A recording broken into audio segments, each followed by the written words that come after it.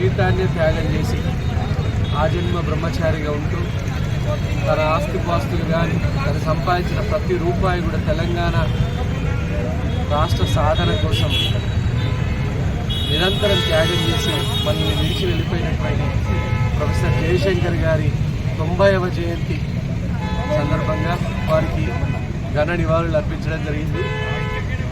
ఆ రోజు మలిదశ తెలంగాణ ఉద్యమం ఉవ్వెత్తున లేవడానికి ప్రొఫెసర్ జయశంకర్ గారు ఒక సైద్ధాంతిక పునాదులు, ఐడియాలజికల్ ఫౌండేషన్ సిద్ధాంతాలను తెలంగాణ పట్ల మలిచి ఒక అస్త్రంగా చేసి నాటి ఆంధ్ర పాలకుల దురాగతాల్ని బయటపెట్టి మా నీళ్లు నిధులు నియామకాలు మాకే కావాలని ఒక గొప్ప పోరాటం చేసినటువంటి యోధులు.